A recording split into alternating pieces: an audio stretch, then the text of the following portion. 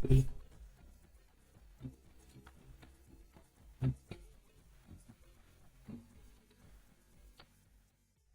we're going to start with a powerful session. It's going to be on AI, and our guest is Peter Snell. And AI isn't just disrupting how we invest, it's demanding a massive, massive amount of power, data centers, servers, infrastructure, and the grid is feeling it. And that means one thing for all of us as investors: opportunity. So the question is, how can grid handle this? And how can we profit from the power behind the AI revolution? So Peter Snell is with us. He's an experienced energy expert and investor. He worked across energy markets and data infrastructures. And today he's here to break down how AI is changing energy demand and what it means for the investors. So first of all, welcome, Peter. Thank you, Venki. It's great to be here. Love the format, love the energy. It's good to have for both you and Kim, and I'm excited to be here. Thanks, Venki. I appreciate it. And one of the things, just for your audience sake, there come the hearts and the thumbs up. One of the things that I appreciate about this opportunity mainly is just your organic view on things, and us being able to do this in more of a podcast format so we can have a conversation. I think that is really interesting to a lot of folks, and I appreciate you being willing to flex a little bit. I'm not much for PowerPoints, but I love having conversations, and I think a lot of folks can learn a lot today about what we're going to talk about. So thanks for flexing with me on the format. I know you're trying to run the event at the same time, so that was a little bit of a stretch, but you do all these things so well. So I'm excited, but anyway. Thank you. Really appreciate that. So let's start with brief introduction. Can you tell us who you are, why you do what you do? Yeah, so quick headline: disciple of Jesus, husband, father. I'm also a natural gas developer and AI enthusiast. So occasionally ride mountain bikes, and I did Brazilian Jiu-Jitsu for 10 years, and my body just told me it was enough. So I still miss it. But anyway, that's a little background there. Have two daughters, love them. They're adult. I kind of grew up in a sorority house, so lots of people making sure I'm well cared for. My wife and daughters are amazing. It's been 27 years of an amazing journey. So that's a little background on me. I was for a long time a management consultant, which essentially is a business fixer is the best way. I'm very curious, and I actually I'm like a bit like a moth to a flame. I love problems, so I tend to gravitate towards them. I'd rather go to an area of problems and see what I can do to ask questions, possibly fix it, certainly mix things up. So a little bit about me, but really am excited to be here. I think it's been interesting. You and I got to know each other through Akash Jain, and we've become fast friends, you and me. So have found some common ground, and we ended up getting on this thing together. So yeah, that's a little bit of background there. But yeah. Yeah, thanks. That's impressive. So let's start with the first question. What are the most vulnerable parts of our current energy infrastructure as AI adoption explodes? Yeah, so there's a lot. I'll start with a step back a little bit in a story that I call Snowmageddon. I don't own that, but if any of you on the audience are from Texas, you don't even need to be. I mean, it made global news. But back in February of 2021, on Saturday, towards the end of the month, I moved into a newly remodeled house with my family, and the temperature dropped about 30 degrees in the course of 2 hours. So we were trying to hustle to get everything in the house. And it wasn't even 24 hours later that the grid failed. And if just as a background, the United States grid has three parts. There's the East, there's the West, and there's Texas. And Texas, big, bold Texas, everything's bigger in Texas. Very proud people, very proud state about their energy independence, their own grid. That grid failed miserably for about a week, 4 days. for us specifically. But I just moved into this newly remodeled house with my family. And by Thursday, this was on a Sunday when power went down on Thursday. We finally got power back. It was 42 degrees inside my house. And what ended up happening was power came back on. I get a phone call later. And of course, we had a pipe break because everything froze. Then it unfroze. Yeah, exactly. Wow. And I wasn't the only one. That was a microcosm of $300 billion in economic waste and cost that really was due to, and we're still paying for it today through insurance. There was many lives lost. I can't remember the data point. That's not to be overlooked, but people lost their lives because of it. Again, $300 billion in infrastructure and economic costs. We're still paying for it today, 4 years later. And it was a real dramatic thing. And it happened in this state that was super proud of their own grid. And the main reason for it is really just not being prepared. The grid not being prepared for the surge in demand. And that is what we face across the board. And we're still vulnerable, not just in Texas. They have not fixed the problem. We're still vulnerable. And specifically to your question, what was really behind that? It's a lack of preparedness, but a lot of that comes from a misunderstanding and a misappropriation of investment in what everyone calls renewables. Now, I'm not against renewables. I'm a natural gas guy. There's a lot of common ground that people in the industry can find around that. But renewables are not scalable and they're not reliable, certainly not as fuel for the grid. And just so everyone knows, power doesn't come from thin air, not that you thought it did, but it requires a fuel source. And the number one fuel source by far is natural gas. It accounts for 42% of all the fuel required in order to make everything that we plug in possible. And so that lack of preparation and really that investment in an unproven and unreliable source. And we could spend a whole nother session on that, but I'll make one point on this. One of the great challenges is that the reality is that what we call renewables, wind, solar, they do have niche applications that we need all kinds of fuel. We don't have enough, as evidenced by what we saw in Portugal in April. They went down. It reached out to Spain. There was a 10-hour, €2.5 billion cost to the economy for them.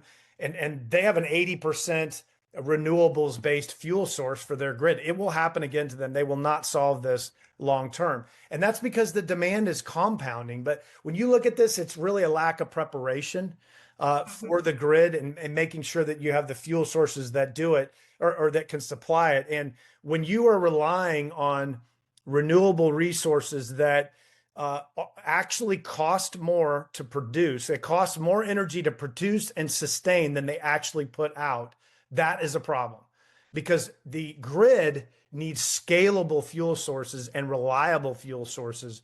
And that really comes down to natural gas and then secondarily coal, believe it or not. So that's where the problem lies. Lots more, but let's keep going. I know you got more questions. Okay. So let me ask you this, if the grid cannot keep it up, what type of assets or technologies become more valuable? Because we have to keep the grid going, because it comes to my mind too, because the way we are growing technologically so advanced, what if we lose the whole grid? So what's going to happen to the whole world? It could be global impact or global problem, actually. Yeah, it really is a global problem. And if anybody can remember anything, remember that the demand is compounding. It's not just growing. Growth is one thing. Linear growth is something we can certainly talk about, but AI is a huge game changer. The reason why is because of the energy consumption, the energy demand required. So I already saw a note, somebody brought up nuclear. Nuclear is great. I'm actually a big fan of nuclear. I'm glad to see President Trump making it easier for nuclear to come back. But he's doing that because the demand is driving. And let me be clear about this. Politics don't drive energy. Demand does. Supply does. It's still fundamentally a supply and demand sector. And so you got to remember that. What happens with politics and those kinds of things, they're certainly influencers. They have small incremental impacts, but they're not the major thing behind the major driver behind where energy goes. And so you think about back to AI. Well, the forecasted demand is, and everybody's probably thinking, oh my gosh, AI, people have different views on that. Are we talking about, the matrix where we all become batteries and, the technology becomes self-aware? It's a little eerie and so forth, but we are walking. There's a joke in there, copper top, that referenced to the Duracell batteries. They call themselves that. There's a real eerie sense to that. We're not anywhere near that, but there is a future and not that far away where AI is not just growing, it's compounding the growth of itself. And that requires more demand. I mean, it will blow your mind if we could dig into that. But here's what that looks like on a practical level. What are we looking at as far as how does the problem get worse? Well, the demand that's forecasted just from AI and population growth in the United States is an addition of 35 gigawatts that's available on demand anytime. So it's going to be an additional 35 gigawatts. Everybody's like, what's a gigawatt? Well, if you guys remember Back to the Future, when Marty was showing Doc Brown the video about how much energy was required to make time travel possible, he said it was 1.21 gigawatts is what he called it. He meant gigawatt, but he was pulling his hair out. He's like, it's impossible. It'd take a bolt of lightning. Remember, everybody, we got a good chuckle out of that. And I'm not proposing that we're going to make time travel possible, but you never know. But the gigawatt itself, 1.21 gigawatts is actually, that's a real thing. And that would power about 1 million households if you had that level of power coming at or available capacity at any one time. So if you think about what is 35 gigawatts for the demand that's going to be here by 2030, which is less than 5 years away, that is a lot. It's the equivalent, the demand that's coming from AI alone. We haven't even talked about population. That is equivalent to adding the states of California, Texas, Florida, and New York. Adding all of those states would essentially, and I mean enough power to average daily power all the households in all those states. I'm not including commercial applications and other things. There's other energy demands, but just the households in those 4 states, that's the amount of demand that we are adding just because we all love AI and we think it's going to help our world, right? Some are certainly doomsdayers. I get that. So that's exacerbating the problem. But we like AI. What are we going to do about it? What does you ask the question, what does the grid, well, essentially, what's the capacity of the grid? Are we going to run into a problem? And the grid in the United States, all 3 parts of it, East, West, and Texas, has about an on-demand max capacity of 1 terawatt. Well, how much is a terawatt? Well, it's 1,000 gigawatts, or roughly, not quite, maybe 900 bolts of lightning, right? Lot of energy. And that's on demand all the time. What is the average utilization of energy on the grid? It's about 477 gigawatts all the time, every day. That's the average constant consumption on the grid. Yeah, go ahead, jump in there. I'm going to ask you this question right here. This is a good background to understand that there's a huge demand, but where do you see the biggest opportunities for investors as energy demand is rising, like for solar grid modernization or the land plays near the substations? I mean, I'm throwing out so many buzzwords out there because as an investor, we wanted to know where the opportunity is and how we can use that for our benefit. Yeah. So with all this coming demand, you have sort of can the grid handle it was one of the original questions that we were answering.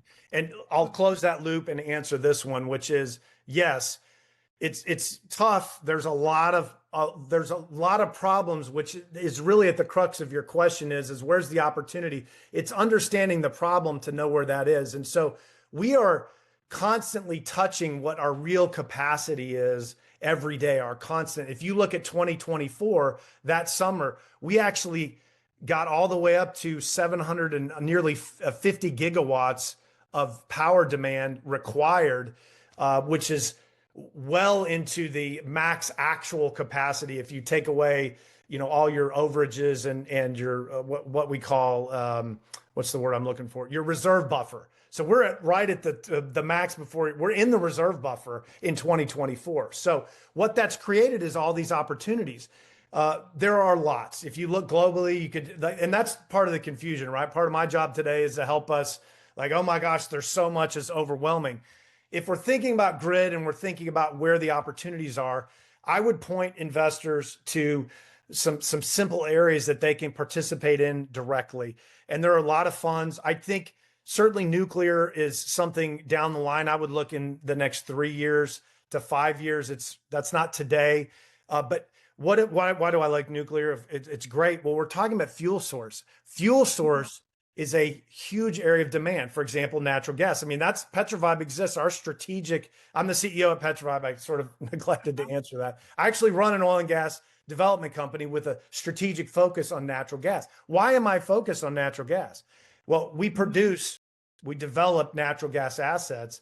I'm focused on that because the market is telling us that the future is bright from a profitability standpoint there. We have seen a new, since the changeover in administration, that sort of helped a little bit, but demand is driving this. We see a new frontier. Pricing and commodity has come up. Even with the trade war, Venki, we now have good evidence that natural gas is a great place to invest. In the development, there are other funds that you can consider regarding LNG development. So when we talk about LNG, some people may not know, what is LNG? LNG, it's a commercial process that you apply to dry natural gas where you liquefy it, you super cool it. Why do we do that? It makes it easy to transport and makes it more essentially energy dense so that you can get more value out of it. So LNG, which not to be confused with natural gas liquids, which is also an energy dense or rich form of fuel. These are great fuels to invest in because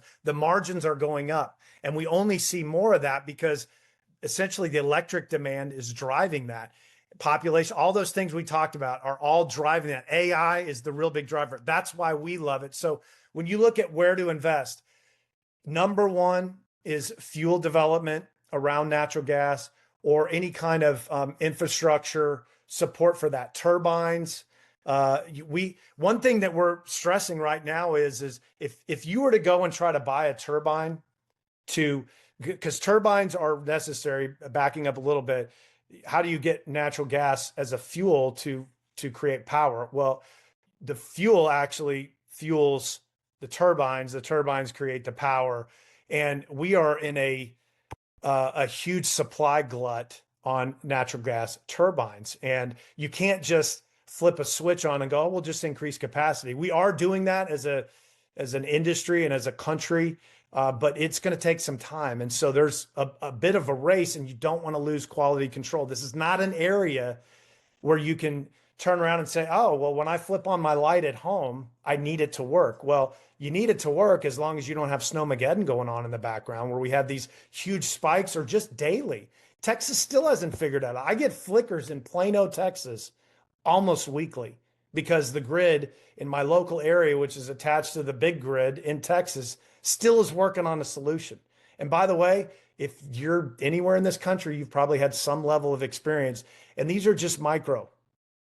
If we don't stay out in front of it, and that's where, and again, back to where's the opportunity? It's in the fuel. It's in the infrastructure. LNG opportunities. There are funds out there that you can actually invest in that are invested in LNG development, which there comes to a whole like transfer station. I mean, we could spend hours on that, but that's a place. Petrovibe is a great place. We actually are raising money. I'd be remiss if I didn't bring that up. We actually are in the middle of a raise for some of our development work. We have 3 projects right now going on that are two of those are institutional level. One is more accredited investor, high net worth folks. And we have a lot. The demand for what we are putting together from an asset perspective, we're already producing, is huge. And that's not something I'm making up and trying to sell. This is something that's occurring because of the market. So Let me interject for a second. So you mentioned few things. There's different ways to invest. You mentioned turbines, and you say maybe oil and gas, maybe some other natural energy producer or solar. You can invest. So can you walk us through, a little bit what the structure looks like and how can our investor invest? Or what is the opportunity right there? yeah, so I would to clarify, I would not be investing in wind at all. I would Okay. not be investing in solar. I would not be investing in anything renewable. That does not mean that renewables are going away. What is going away are the subsidies. First of all, they're gone already.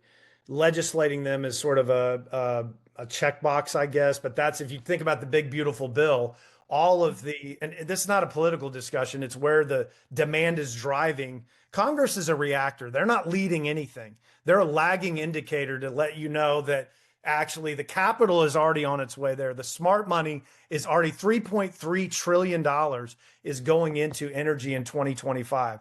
It's up over 2024 by 2%, and that investment is expected to continue to grow. The smart money is going into energy. If you think about where specifically there are and I can provide more detail on funds like that. If you look at, and there's oil and gas opportunities. One of the things I would make a distinction on is right now I would focus on opportunities that are specifically strategically focused on natural gas. Natural gas liquids, which are naturally occurring liquid form, high energy.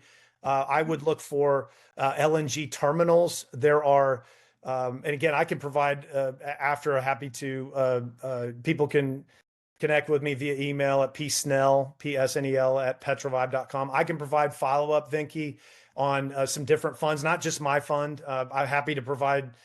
This is education, so Yeah, that's you can look at Petrovibe as well. But the structures are such that they vary from fund to fund. So, do you want to go into some specific fund structuring?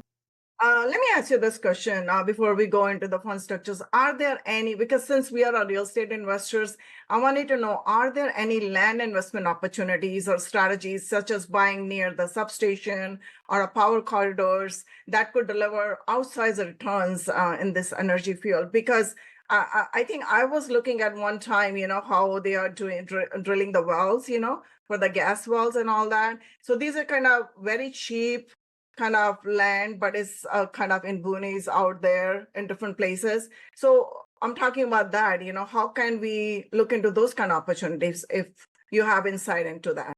Yeah, so land as people would traditionally in multifamily think about land, maybe for development purposes or things like that, there's no opportunity there specifically. However, inside the context of land, one of the areas, and it's a tricky space, but there's definitely opportunity there, is our minerals. And that when you think about minerals, you think about East Texas, for example, even West Texas. Some areas that people can focus on are as options. And again, this isn't my deal. There are other deals out there for mineral rights, but the real value in land relative to natural gas specifically, and land in that context are mineral rights. And what you want to do is be in areas where the development is pent up. For example, East Texas, in the East Texas Basin, or we call it the Haynesville, which is actually a formation. There are we're right at the beginning of the window, Vinky, on potential, and that's where you want to be when it comes to mineral rights deals. You're actually getting into funds that are going to pay royalties based on drilling for natural gas. So that's how you make money in land, if you will. When you think about larger scale investors, some want to invest in acreage plays where you can drill. We have deep knowledge of that. That's why the 3 projects we're working right now are, literally hundreds of thousands of acres of land. Now, I'm not buying the acreage. This is acreage that Texas is full of acreage that's already privately owned. What you're looking for are entry points in mineral rights and then leasing for development, which is what we do as a company. And there are other natural gas developers, much bigger ones. Aethon is a big one. The question is how do you evaluate those funds or those opportunities? What I would say is you want to look for teams and funds that are focused on natural gas and they see the AI victory that's coming. They see the demand that's driving that. And that even out, and we just got a pipeline for natural gas. It used to be when you, and it still is a little bit, when you used to drive out to West Texas, Venky, I could drive out there at 2 a.m, pitch black, and it was like driving through a city with street lights because they were burning all the gas off because they had no place to put it. They didn't have a pipeline, and gas was too cheap to pipe back to the port in Houston for refining and then selling out into the market. That has changed. We have a pipeline now. So even West Texas has opportunity around gas, and oil is always going to be a good investment. We have a lot of needs for oil, but those are the areas I would tell folks if they're really wanting to make a connection between the AI demand that is already here and compounding, looking for natural gas related mineral rights, if you want to look at the land side of it, or developers who are looking to drill natural gas wells are already doing that. And how about data centers? Because I see a lot of groups are investing in data centers big time. Because I'm a technologist, I was in IT for 20 years. I'm like high proponent of, we used to have a physical data centers, now moving to kind of a hybrid approach and now going 100% virtual. So data center, I think is a huge piece in this whole puzzle. A lot of groups are investing in data centers. They're spending a lot of money, a lot of effort to do that. So what is your take on that, or what is your viewpoint on that? So I love data centers in general. I think where you have to, it really comes down to, you already know how to evaluate deals in most cases. You're a multifamily. A lot of people on here know, they understand multifamily. You have to remember that business principles that make sense, good stewardship. So I'm a big believer in biblical stewardship. It still makes sense. If Jesus can tell people good biblical or good, he can use good financial principles to explain how to do things the right way. That still has application from your knowledge in multifamily as it would in looking at data centers, for example. What you have to do is look at, I know there's opportunity there, but I have to look at funds and businesses that have good fundamentals. They have good teams. Just like in multifamily, you need good fundamentals in the economics, and you need good teams. And you need those teams to be able to do really one important thing. If I'm looking at a fund that has a data center focus, particularly around AI, I think crypto is still obviously there.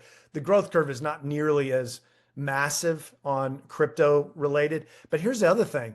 There's a ripple effect I forgot to say on data centers. Let me rabbit trail on that for a second. It's not going to just be AI as a development. It's also going to be the cloud storage that's required. You think about the amount of data that AI is going to need to source on this. That's going to grow exponentially. The ripple effect across data center types is huge. So I do like that. You just have to remember your fundamentals are still the same fundamentals. You got to know the team, and the team has to be real with you about what the risks are. Well, one thing I think we get excited about is, me too. Like, I love seeing the upside. I want to look at big returns, Venky. I know you like big returns as well. We think a lot of times that, small returns are safety. They're not. What you have to understand is the team, do they have a good track record? Can you really validate that track record?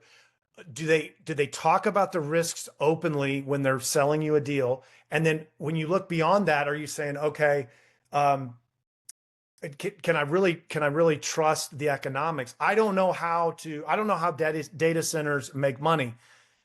Honestly, fundamentally, it's very similar to even oil and gas. People say, I don't understand oil and gas. It's very similar. You've got to make a profit in the way you do the business. If the fund manager, the operator cannot explain to you the basics translated against multifamily about how profits are made, then walk away. Don't buy the returns, buy their understanding of the risks and their track record. And then you can look at their returns and say, look, I'm not going to have every answer I need, but I fundamentally understand that they understand the risks and they're willing to communicate that openly. One other thing I would say, and I've done this on a deal I looked at recently, take what you know about multifamily, go to ChatGPT and create an underwriting checklist that you give to the operator. Okay. Use your multifamily and ask ChatGPT to say, Chat, I need you to, this is how I know how to look at a multifamily deal. I don't know how to look at an oil and gas deal, a natural gas deal. I don't know how to look at a minerals deal. I don't know how to look at a data center deal. Help me maintain good business practice, basic fundamentals to how you make profits, and help me build a questionnaire that I can hand to the operators and have them fill that out. I think you'll be amazed. It was a great exercise for me. What I learned is I know enough about business. I'm a business fixer, so I'll look at anything because I'm just curious, and I have a very high tolerance for risk. If you don't, even if you do, I don't care. This is the great equalizer. We can all benefit from this. I think that's a killer takeaway tactic for you, is to use chat to develop that. I actually have one, like I said, that I used on another one. And I encourage people who come and talk to me about my investment. I tell them to go do that. Don't just take my word for it. That's true. So let me ask you this question. How should investors evaluate ROI when comparing traditional real estate with energy infrastructure linked deals? Yeah, so that's where things can get certainly more complex. One of the things I think is really important is, and this is sorely missing from so many deals, you need to find deals that are committed to compounding reinvestment. So too many deals rely on financing trickery. So you guys have all seen this in multifamily. Like, I mean, multifamily was a safer space before COVID. Everybody's like, oh, all this money's flowing in. And what ended up happening is people did not realize that the ripple effect was going to be the interest rates. I mean, some did, smart investors did. And by the way, I didn't see it coming. So I'm not I don't have it all figured out. But the challenge is don't look for the tricks in the financing. Don't look for things like tricks in financing, things like, talking about data, but not really having a handle on it. That's all fine. But what you really need are fundamentals where reinvestment creates compounding inside the strategy. And that it's built in, that you're not just like using equity and debt in order to get things done. The energy, and there's only a few, by the way, in my space, there's only two of us that's available at the accredited investor level that are actually strategically using reinvestment to create compounding. And you have to have that in energy. Why?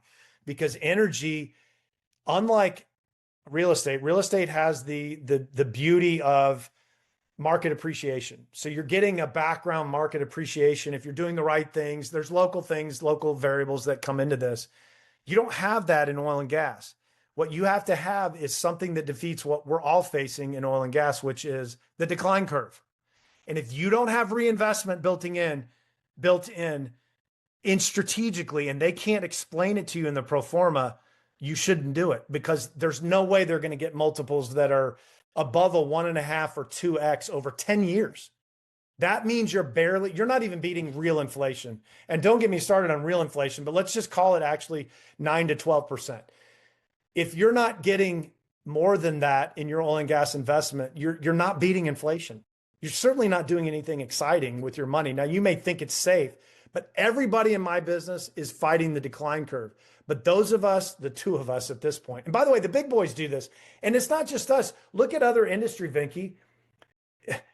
Amazon, Facebook, we can go down the list. They all spent years reinvesting profits before they started taking wealth. And look at them now.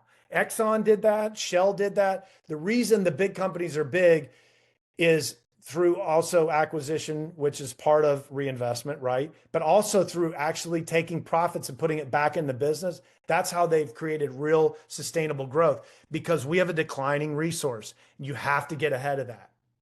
And that's huge.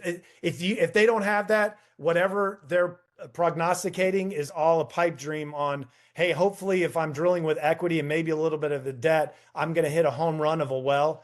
Way more broke people were created in oil and gas from that kind of thinking than millionaires and billionaires.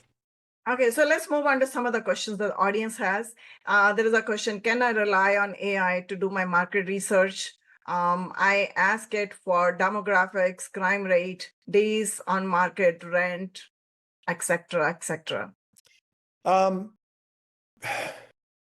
it's a tricky question. Generally, I would say yes. What you need to do is test your AI. So I love the question. I use AI for market research all the time. I did it in preparation for this. But one of the things that you need to do is require your AI in your AI prompts to cite sources. And you should have enough knowledge to go, is that a good source or not? If you don't, ask AI to validate, do we believe that this is a credible source for the data that I'm getting? Why or why not? And so always check. ChatGPT is already, from an IQ standpoint, smarter than Einstein. The IQ testing is off the charts, but it's still sometimes like a fifth grader. You have to have good prompts. So what I would tell you is you're ultimately in charge. So be in charge and be a skeptic of your own research. Don't just blindly rely on AI to give you data and go, oh, look at this. You have to constantly test it as part of your system. And that's how you do it. Good. Right, Great thank you. question. So let me move on to the next question because we only have 1 more minute left, then we're going to be wrapping this up. So I think Kim Dom asked a question when you were talking about the energy, the opportunities. Is there opportunity in coal as well? She said, what about coal? So I'm not sure in what context because we missed the question earlier. Yeah, for accredited investors or even larger institutional capital, yes, but it's really limited and you have to know the space. I would not recommend anybody on this call even consider coal. It still doesn't have a long-term future. I do think it has short-term future. If you were in China, it has a great future. But here in this context, I would stay away. Okay, perfect. I think I do have a couple more questions. Somebody was asking a contrast between multifamily versus the other investments. And the second question is, do you have any mentorship program? So if you can answer that in 30 seconds, both questions, because we're out of time. Sure. No, it's fine. This has been a great conversation. The contrast would be multifamily is a great baseline for understanding how to invest in other things. I would just say, if you could kind of retreat back to, I pretty much already answered that question, but retreat back to creating an underwriting model using AI to evaluate the fundamentals of business are still the same. How do you make profit, and how does that profit get back into my pocket? I need to evaluate their ability to actually deliver on that. And then what was the second question? How do you have any mentorship program? Oh, I don't. I'm running an oil and gas company. I'm happy to visit folks. Yeah. I mean, I gave my email out, so I'm happy. psnell@petrovibe.com. You can reach out to me. I'd love to talk. I love the education stuff. So if anybody wants to reach out and have a conversation, we can figure something out. I'll get you on the calendar. I do invest time in that just because it's a real heart spot for me. Yeah, please share with us one more time. How can people get in touch with you? Your email. And, yeah. So sorry, Venki. I mean, a lot of enthusiasm. So I love this topic. P Snell. So P as in Peter. P Snell. PSNELL at petrovibe.com. That's PETRO. V as in Victor or Venki. Y as in Yankee. B as in boy, E as in echo.com. So petrovibe.com. You can also check out petrovibe.com/one, which is one of our projects that's open right now. Love for folks to consider it. To be honest with you, I'm doing you a favor by you even considering it. I'm doing myself a favor too. We have a lot of partners already in, so certainly something to take a look at if you're looking for ways to diversify your own portfolio. Wow, great. Thank you so much, Peter. I really enjoyed that.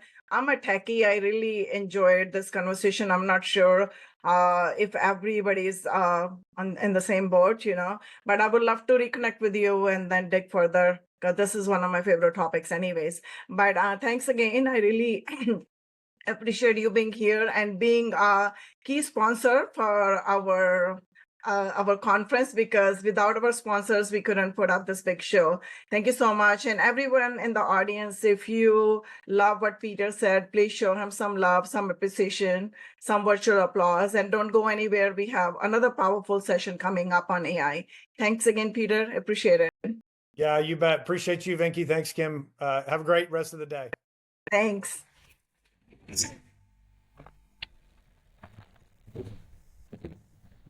Mhm.